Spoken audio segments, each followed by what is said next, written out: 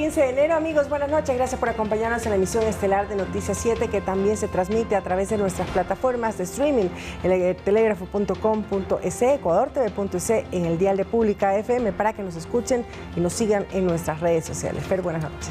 ¿Qué tal, Meche? ¿Cómo estás? Un fuerte abrazo para ti y para todos. Gracias por acompañarnos esta noche acá en el Noticiero Estelar. Recuerden que ya en sus pantallas en cualquier momento aparece el código QR, que como siempre los invitamos a que lo escaneen con su teléfono celular para acceder a información actualizada y verificada que tiene para ustedes el telégrafo digital. Aquí arrancamos.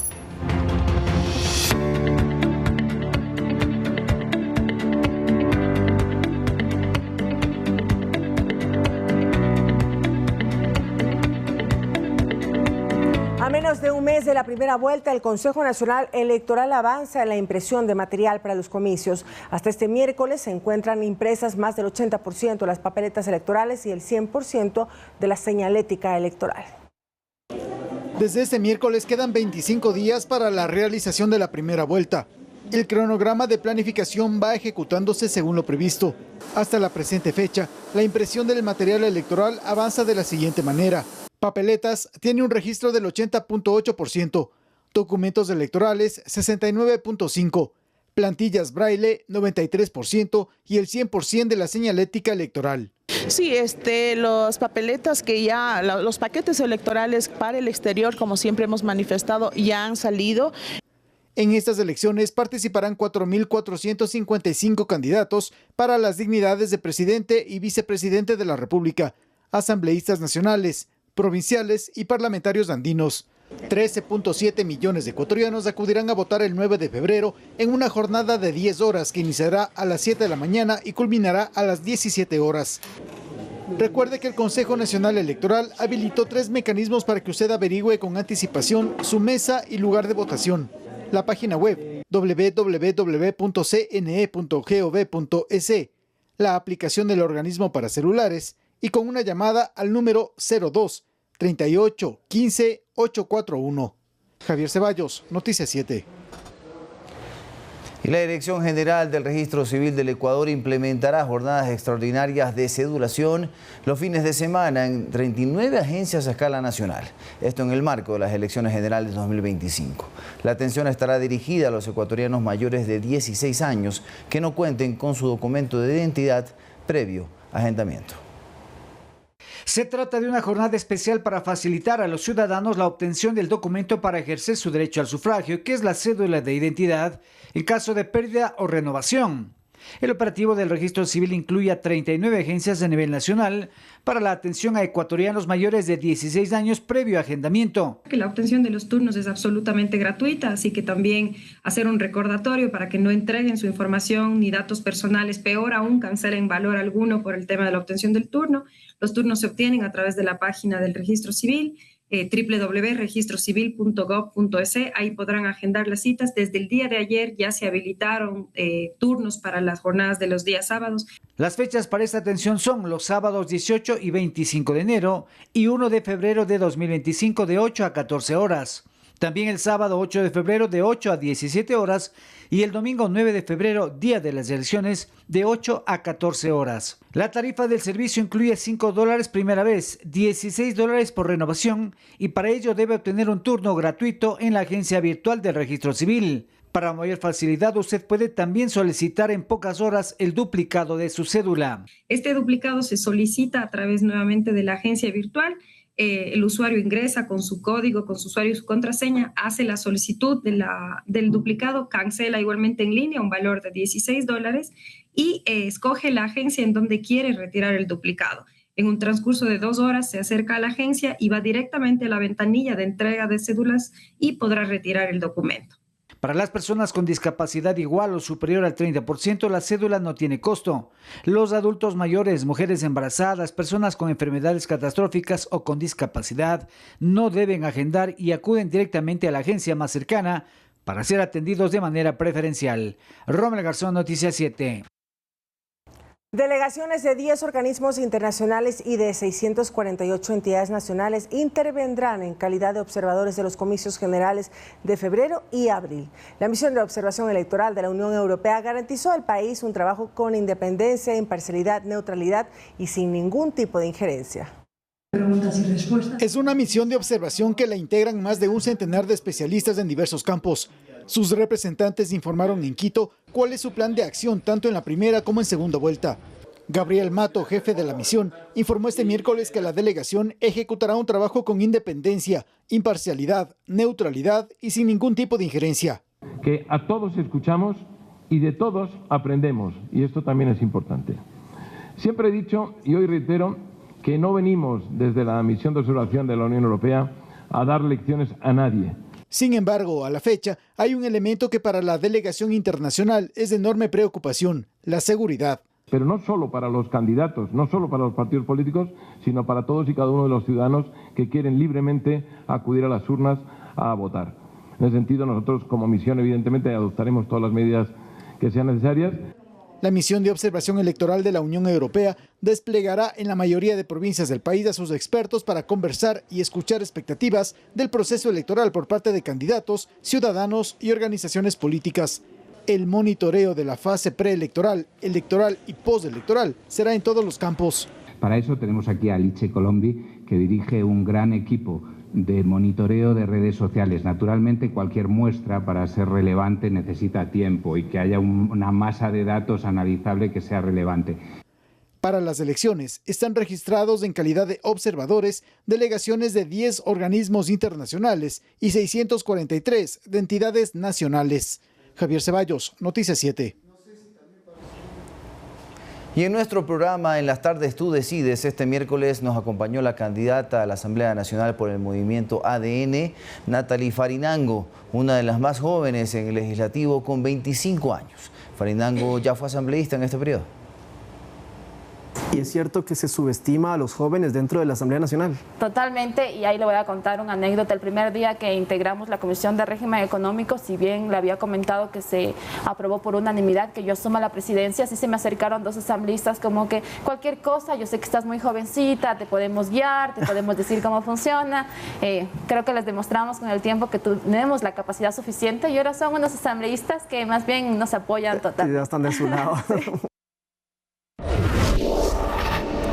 En la provincia de Loja se empezará a construir un proyecto para generar 110 megavatios de electricidad, pero a través del viento, llamada también generación eólica. La particularidad es que es un proyecto con una inversión 100% privada, la cual fue concesionada a 25 años. El proyecto eólico de Billonaco 3 va a ser una realidad luego de que este miércoles se firmara una adenda entre el Ministerio de Energía y la compañía concesionada para su operación.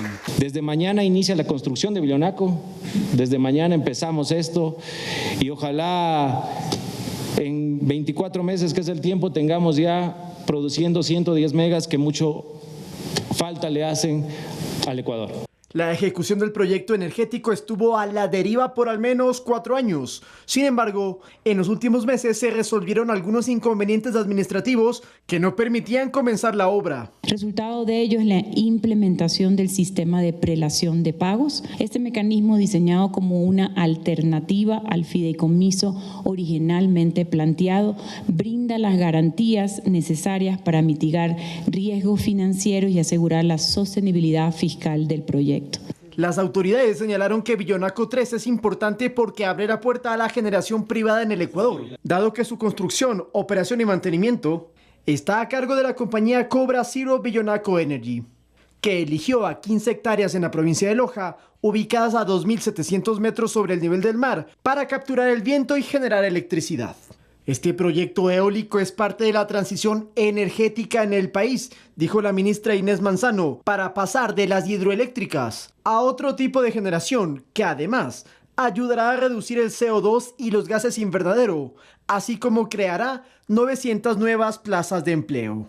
Y fomentará el desarrollo de las parroquias Chuquiribamba, Chantaco y Catamayo. No nos olvidemos que van a estar en el cantón Loja y Catamayo. Billonaco 3 es considerado el parque de generación eólico más grande del Ecuador y construido en su totalidad con inversión privada. La concesión a la empresa será de 25 años. Lautaro Andrade Castro, Noticias 7. El presidente Daniel Noboa visitó la central hidroeléctrica Pautemolino, la cual está a 8 metros para llegar a la cuota máxima. Además, las autoridades informaron que Mazar está a 8 metros para llegar a su cuota máxima también, y el complejo Toachi-Pilatón iniciará sus operaciones en los próximos días. La Casa de Máquinas y el primer embalse de la central hidroeléctrica Pautemolino, una de las 3 centrales que conforman el complejo hidroeléctrico Paute Integral junto con Mazar y Sopladora, fue visitada por el presidente de la República, Daniel Noboa. Durante el recorrido se constató el aporte de este complejo al sistema hidroeléctrico nacional. Para poder ver cómo podíamos mejorar y hacer más eficiente, no solamente en la parte de molino, sino también en Sopladora. De poder salir en y no haya estiaje para el próximo abril. Las autoridades gubernamentales aprovecharon la oportunidad para inspeccionar el estado actual de las cotas. Mazar tiene una cota actual de 2.145.25 metros sobre el nivel del mar. La cota máxima es de 2.153 metros sobre el nivel del mar. Pautemolino tiene una cota actual de 1.987.19 metros sobre el nivel del mar. La cota máxima es de 1.991 metros sobre el nivel del mar. Paute Sopladora tienen un caudal de 30 metros cúbicos sobre segundo y la potencia total es de 916.06 megavatios hora generados por Mazar, Molino y Sopladora. Ahora nos falta solamente 4 metros en el embalse para llegar a la cota máxima, y en el caso de Mazar nos faltan 8 metros para llegar a la cota máxima. Estamos esperando mejores caudales al final de esta semana. Además, enfatizaron sobre la recuperación de las unidades de generación termoeléctrica, sumado a la operación del complejo Toachi-Pilatón y otras acciones efectuadas durante el gobierno de Daniel Noboa. Los apagones, los cortes ya no existen, y estamos trabajando para garantizar eso de aquí no solo en el corto plazo, sino en el mediano y en el largo plazo. Esta es una solución definitiva ya a esta problemática del país. Datos oficiales establecen que el complejo hidroeléctrico Paute Integral, junto con Mazar y Sopladora, aportan en conjunto una capacidad instalada de 1.757 megavatios, siendo el pilar fundamental del sistema eléctrico nacional. Sofía Vintimilla, Noticias 7. Diego Borja, candidato a la vicepresidencia por el correísmo, es señalado por supuestamente estar relacionado con contratos con el Estado a través del presunto manejo de un fideicomiso entre la empresa Downhole Tools y Petroecuador. La empresa denuncia que 2,5 millones de dólares de este fideicomiso no se han reportado, lo que representaría un perjuicio. El hecho fue denunciado días atrás por el presidente Daniel Noboa en sus redes sociales. Petroecuador ha pagado más de 5 millones de dólares a un fideicomiso administrado por Diego Borja. Lleva años viviendo del Estado y ahora pretende seguir haciéndolo desde Carondelet, de la mano de Luisa González. Para entenderlo mejor, recapitulemos un poco. En 2022, Downhole Tools, empresa dedicada al sector petrolero, firmó un contrato con Petroecuador para la perforación y reacondicionamiento de pozos. Según un comunicado de la misma empresa, ante el daño de sus equipos, el señor Diego Borja se ofreció como intermediario para solventar el problema mediante un acuerdo de negocios privado. Dentro del acuerdo se estableció que los pagos se realizarían a través del fideicomiso Fidonegocios. Este fideicomiso es manejado por Gesticón S.A., cuyo accionista mayoritario, según la Superintendencia de Compañías, es Diego Borja Cornejo, compañero de fórmula de Luisa González. Por este contrato, en abril del 2023, Petroecuador ya pagó 5.2 millones a este fideicomiso. Downhole añade: dicho fideicomiso no ha reportado la distribución de flujos, aproximadamente 2.5 millones de dólares pendientes de justificar. Con lo expuesto, se ha perjudicado directamente a Downhole Tools. Adicionalmente, en un documento de la Notaría Sexta del Cantón Guayaquil, publicado por el primer mandatario, señala que la compañía Gesticón será la beneficiaria del 67% de los derechos del fideicomiso y de su consecuente utilidad o pérdida en el desarrollo del proyecto. Por los hechos mencionados, en diciembre pasado, Petroecuador decidió suspender los pagos a Downhole Tools por supuestas irregularidades, entre las que mencionan presunto conflicto de intereses debido a nexos con un actual candidato vicepresidencial. Indica además que entre el 2022 y 2024, Petroecuador ha pagado más de 8.42 millones de dólares dentro de este contrato. De su parte, Borja asegura que no maneja dicho fideicomiso e indica que es proveedor de la empresa que tiene contratos con Petroecuador. Edison Saavedra, Noticias 7. Y el Tribunal Contencioso Electoral admitió a trámite una denuncia presentada por los asambleístas Adrián Castro y Diego Mato L. en contra del consejero de Participación Ciudadana Eduardo Franco Lor. Los legisladores lo acusan por presuntamente interferir en la función electoral mediante publicaciones en redes sociales respecto a la organización de los comicios del próximo 9 de febrero. La jueza y presidenta del TCE, Ivonne Coloma, dio a conocer, y en este caso dio a Francisco Lor un plazo de 5 días para que conteste la denuncia por supuesta infracción electoral. Además, se solicitó peritos especializados del Consejo de la Judicatura para que realicen un examen según la denuncia presentada. La audiencia se fijó para el 12 de febrero a las 9:30 de la mañana.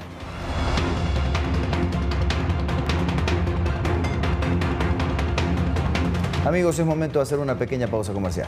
Al regresar les contamos que 4 implicados en el asesinato del fiscal César Suárez fueron sentenciados. Con esto y más, volvemos.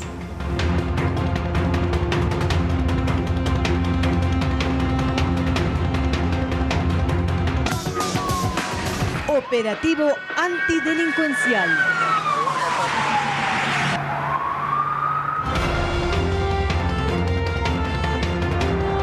Continuamos con más información, amigos. 4 implicados en el asesinato del fiscal César Suárez fueron sentenciados a 34 años de cárcel. El Tribunal de Justicia declaró la inocencia de un 5º procesado. Sin embargo, la Fiscalía anunció que apelará dicha decisión. A un año de un crimen que conmocionó al país, un tribunal de justicia de Guayaquil dictó sentencia por el asesinato del fiscal César Suárez, hecho sucedido exactamente el 17 de enero del 2024 en medio del estado de excepción y la declaratoria de conflicto armado interno. Ese día se difundió rápidamente que el fiscal fue atacado al estilo sicariato cuando se transportaba en un auto blanco hacia la unidad judicial Albán Borja para asistir a una audiencia.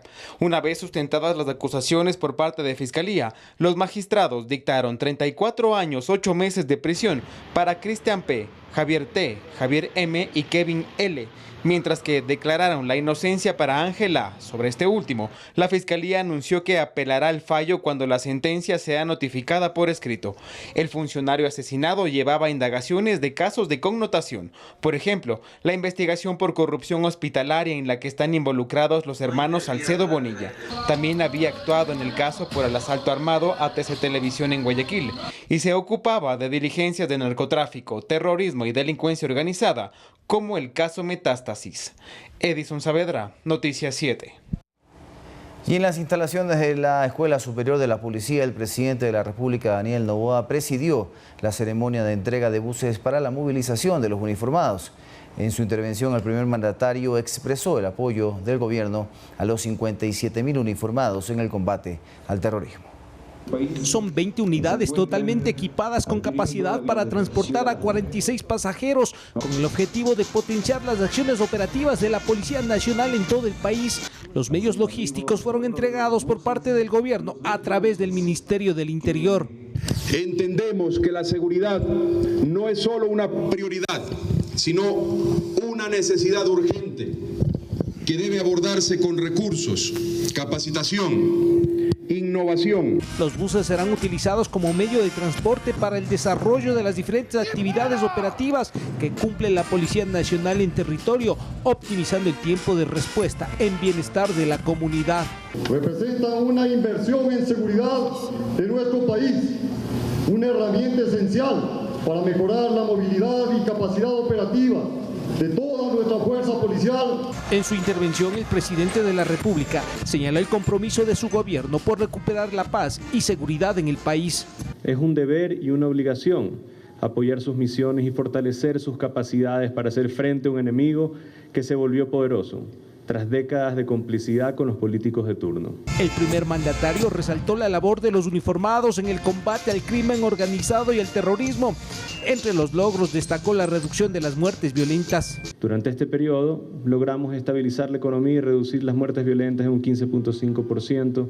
Esto ha sido posible con un liderazgo firme, pero sobre todo con el firme compromiso de edificar un mejor futuro para las familias ecuatorianas. En el evento participaron ministros, autoridades de Estado, parte de la cúpula policial e invitados especiales. Iván Casamen, Noticias 7.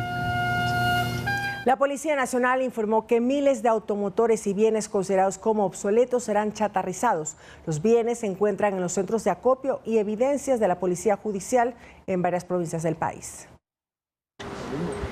Durante años, los 16.356 automotores, 154.641 bienes y 9 chasis permanecieron en los patios de retención de la Policía Judicial en varias provincias del país. Los propietarios nunca reclamaron su devolución. Estos vehículos han sido recuperados, aprehendidos e incautados en diferentes operativos policiales. Los bienes considerados obsoletos son 2.765 vehículos, 13.591 motocicletas que ingresaron hasta el 31 de diciembre de 2022 por adulteración en sus series alfanuméricas de motor y chasis. Que luego de pasar una fase investigativa y una fase judicial, sí están aptos para un proceso de chatarrización y destrucción. El proceso de chatarrización y destrucción tiene como finalidad evitar el hacinamiento y colapso de los centros de acopio y evidencias de la Policía Nacional. Nosotros tenemos 15 días para recibir algún tipo de llamado o de tal vez justificación por parte de la persona ante la autoridad competente. Nosotros le sacamos del proceso de chatarrización. Los automotores se encuentran en los patios de retención vehicular en las provincias de Esmeraldas, Sucumbíos, Oscar, Chimbabura, Pichincha, Orellana, Napo, Tungurahua, Cotopaxi, Pastaza, Santo Domingo de los Áchilas, Guayas, Los Ríos, Galápagos, Azuay, Cañar, Loja y El Oro. Se va a subir, vuelvo y repito, el link de 16.000 vehículos, tanto en las páginas web institucionales como redes sociales oficiales. Iván Casamen, Noticias 7.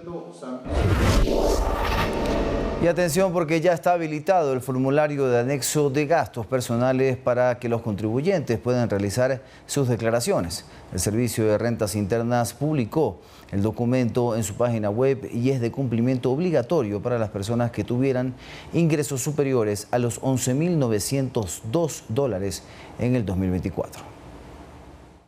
El formulario de anexo de gastos personales se debe presentar hasta febrero de este año de acuerdo con el último dígito de la cédula de ciudadanía. Los gastos personales para considerar en el anexo pueden ser por concepto de educación, alimentación, vestimenta y salud, incluyendo los gastos inherentes a mascotas, así como vivienda, turismo, arte y cultura. Deben corresponder a verificar todas las facturas electrónicas que van a estar previamente cargadas, en donde los contribuyentes van a poder seleccionar y especificar el tipo de gasto.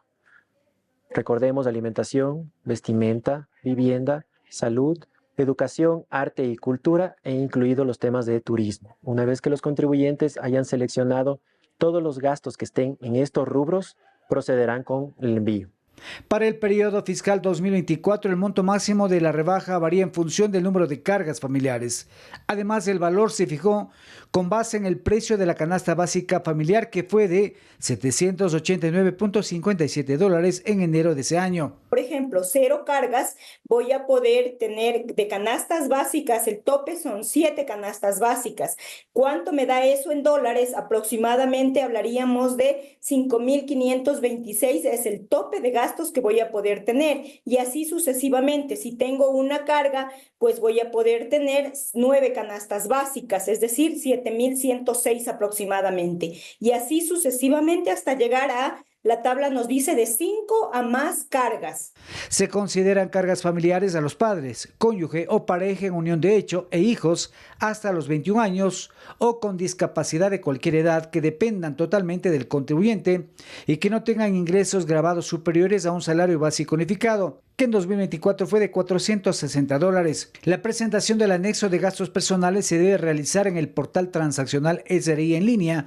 Además, según el SRI, el formulario lo deben presentar los trabajadores en relación de dependencia, así como los independientes. Rommel Garzón, Noticias 7. Los trabajadores en relación de dependencia, jubilados y pensionistas de todo el país podrán cambiar la modalidad del pago de sus décimos sueldos hasta el 15 de enero, es decir, hasta hoy. El trámite no es obligatorio. Aquellas personas que deseen realizar algún cambio en la forma en que reciben estos pagos deberán presentar una solicitud escrita a sus empleadores. El trabajador puede elegir acumular el 13º, 14º sueldo o mensualizar estas remuneraciones. Sin embargo, todo cambio solo se podrá solicitar hasta el 15 de enero. De no hacerlo, hasta esta fecha deberá esperar hasta el siguiente año. Los jubilados y pensionistas del IES pueden efectuar la petición ingresando a la página web del IES con su clave y usuario.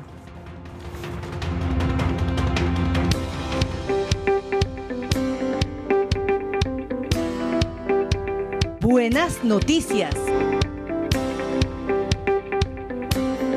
Les contamos que el Ministerio de Educación entregó varias nuevas infraestructuras en las instituciones educativas del Distrito Calderón, ubicadas al norte de la capital, beneficiando a más de 4.000 estudiantes. El Ministerio de Educación invirtió cerca de $209.000 para mejorar la Unidad Educativa Fiscal Luxemburgo y la Escuela de Educación Básica José Miguel Guarderas, ubicadas en Calderón, en el norte de Quito. Son obras de infraestructura como aulas, baterías sanitarias, juegos infantiles y mobiliario escolar, beneficiando a más de 4.000 estudiantes. La ministra de Educación, Alegría Crespo, visitó los planteles para constatar los trabajos realizados. Durante el recorrido destacó el impacto de las mejoras en los entornos educativos, aportando el desarrollo académico y social de los estudiantes y sus entornos. A propósito de la visita, se efectuó un conversatorio denominado Ecuatoriano que Respeta, una iniciativa que promueve valores como el respeto, la empatía y la convivencia armónica. Participaron estudiantes de varias edades, quienes compartieron sus reflexiones y experiencias, como aporte a la inserción curricular de las áreas de cívica, ética e integridad, educación socioemocional, seguridad vial y movilidad sostenible, desarrollo sostenible y educación financiera. Mientras en Ambato se inauguró la Unidad Educativa Básica Alfonsina Storni como parte del proyecto de reestructuración integral de infraestructuras con una inversión aproximadamente de $180.000. Sofía Vintimilla, Noticias 7. Con el objetivo de recuperar recursos abandonados y destinarlos a proyectos que vayan en beneficio de la ciudadanía, el Ministerio de Inclusión Económica y Social entregó 25.000 cocinas de inducción a población vulnerable en 8 provincias. Los electrodomésticos fueron adquiridos en administraciones pasadas para proyectos sociales. Embodegadas y acumulando polvo se encontraban estas cocinas de inducción que fueron entregadas a 25.000 familias en 8 provincias. El gobierno actual busca recuperar y aprovechar los recursos ya invertidos por el Estado en administraciones pasadas, por lo que se encontró que en otras administraciones se hizo la compra de cocinas de inducción para proyectos sociales. Nuestro presidente, nuestro gobierno decidió entregar esas cocinas a quien les pertenece, al pueblo ecuatoriano. Esas cocinas ya están pagadas. Ustedes no tienen que pagarlas. El Ministerio de Inclusión Económica y Social, MIES, es la encargada de distribuir estos recursos a la población más vulnerable y de manera simultánea entregó 25.000 electrodomésticos en Pichincha, Los Ríos, Santo Domingo, El Oro, Guayas, Orellana, Imbabura y Santa Elena. Rita Peralbo, desde el sector del Valle de los Chillos, agradeció la gestión del gobierno al hacerle llegar estos recursos. Gracias por permitirme agradecer esta gran gestión de administración, cuidado y protección de los bienes y recursos del Estado. Además, CENEL ofrecerá de manera gratuita la instalación del medidor de 220 voltios y el cableado necesario para soportar las corrientes en los hogares de los beneficiarios que lo soliciten. Las conexiones se las harán paulatinamente. Mientras, el Ministerio de Energía y Minas amplió el beneficio tarifario del programa de eficiencia energética, mediante el cual las familias registradas podrán acceder hasta 80 watts mensuales gratuitos, previa verificación del uso de la cocina de inducción. Muchos conocemos la Fundación Jonathan y su labor constante para ayudar a personas en situación de vulnerabilidad. Hoy la Fundación da un paso más al inaugurar su propio banco de alimentos, lo que les permitirá llegar a más personas y continuar con su valioso trabajo en beneficio a quienes más lo necesitan. Hoy será un pollito al jugo y llegarán alrededor de 400 comensales a lo largo del día, por lo que el trabajo acá arranca tempranito en la mañana. Hervir las papas, hacer el refrito y, claro, preparar la proteína. Mientras tanto, ya se pasa un refrigerio para quienes llegan primero. Personas de la tercera edad o niños con algún tipo de discapacidad.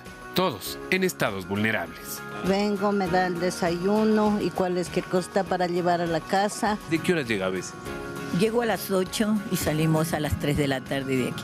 Ya sale comidita, almorzadita. El desayuno, el almuerzo y los víveres cuando la señora le donan cualquier cosa, entonces ella nos brinda a nosotros. Así, una vez más estamos en la Fundación Jonathan. Aquí no se descansa, estamos arrancando el año y se planifica quizás lo más difícil. Sí, el Banco de Alimentos, uno que se ha creado a través de la Fundación Jonathan para que las grandes empresas alimenticias puedan hacer sus donaciones directamente. Y como hoy en día todas las donaciones están manejándose a través de bancos de alimentos, nosotros ofrecemos este servicio ya, estamos constituidos legalmente, estamos organizados para poder recibir sus donativos, estamos con todos los equipos que necesitan las empresas asegurar que los productos van a ser pues adecuadamente manejados. El trabajo es arduo. Voluntariado y gestión son imprescindibles para poder llegar a todas las personas que buscan ayuda, sobre todo algo para alimentarse. Nos ayuda bastante, aquí estamos tomando café y almuerzo, nos da la medicina, los juguetes, bastones, pañales desechables, todo un poco de rueda. Y aquí es donde entra la sociedad en su conjunto. Todo tipo de donación será inmensamente agradecida. 100,000 platos de comida la Fundación Jonathan anualmente entrega a la comunidad. Para eso se necesita ayuda. Y se necesita la ayuda. Planifiquemos entonces, donemos directamente. Aquí las donaciones llegan a quienes más lo necesitan. Es momento de una nueva pausa. Cuando regresemos les tenemos información del mundo de los deportes, donde ya suena con mucha fuerza y se dice que en cualquier momento se hace oficial que Ángel Mena es el nuevo jugador de Orense. Vuelve al país el volante ofensivo ecuatoriano. Esto y más les contamos al volver.